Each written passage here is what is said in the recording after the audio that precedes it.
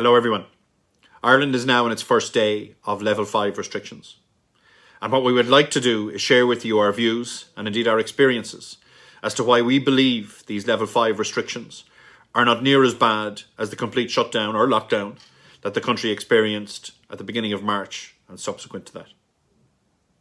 Firstly, I'd like to reassure you that Doolan remain open for business. It's an absolute privilege to assist companies right across the country to keep a safer, compliant, more efficient workplace. And we don't take that responsibility lightly at all. But all our offices are open.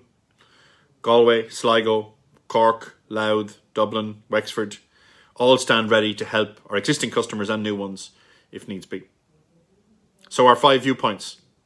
Our first one is on the 23rd of April, we recorded 220 deaths from corona in the one day.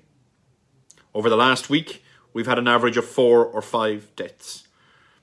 Spiked on one day, went to 0 on another day, but on average 4 to 5. Now all of those deaths are clearly sad and they're clearly unacceptable.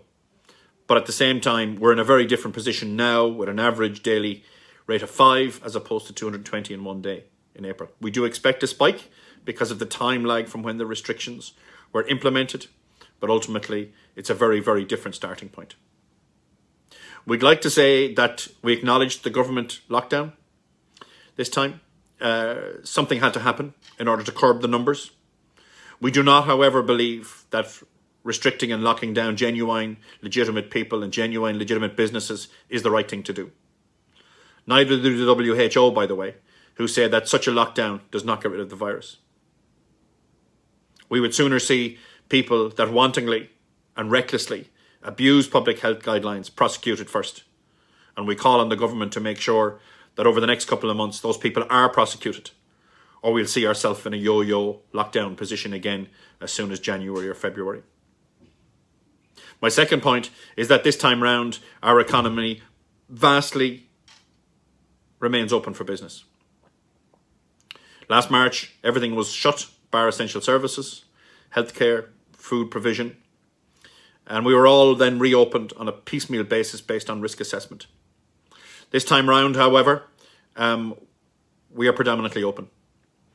Construction, manufacturing, schools and creches, and certain businesses are closed. It's absolutely devastating for those businesses and those that wake up this morning with no jobs. And all we can say to you, apart from standing here ready to help, is that now is an opportunity for you to get stuff done that you wouldn't perhaps otherwise have got done. So get yourself ready for digital transformation. COVID is here, it's not going away anytime soon. The internet and online is here, it's not going away at all. Train your staff, talk to your staff, and get yourself ready, please God, to open on the 1st of December or perhaps before it. The third point I'd like to make is that this time round we have far greater clarity from our government.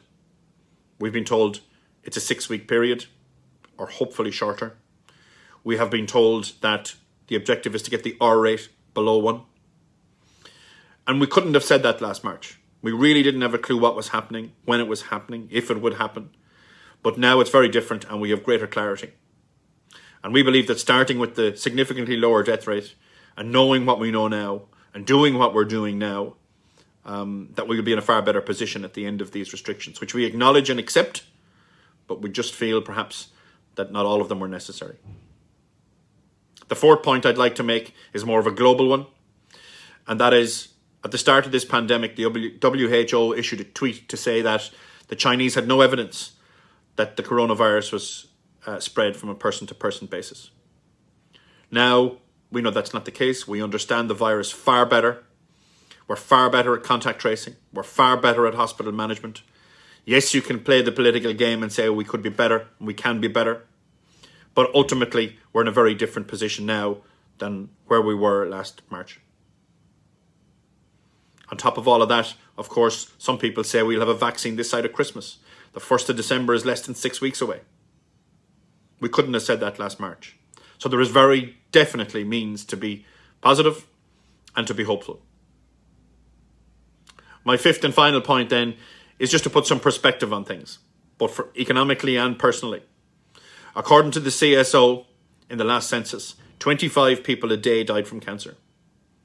Now that's unacceptable, in as much as, and the same as that the coronavirus deaths are unacceptable. But just put it into perspective. 25 deaths a day from cancer versus 5 from the coronavirus. So I'd ask the media to be a bit more balanced in their approach, particularly because the coronavirus could only see an increase and a spike in deaths from cancer, and indeed deaths from suicide. And yet over the last couple of months, we see very little about the impact of cancer or suicide on this country. So all of those deaths are unacceptable. Clearly, all of them are sad. But 25 from cancer a day, 5 at the moment from corona a day, a little bit of balance, please, from the media. So that's our state of the nation. That's our viewpoint. We stand here ready to help anybody and any business to get through this. I wish everybody safety, and we'll talk to you all soon. Stay positive. Thanks a million.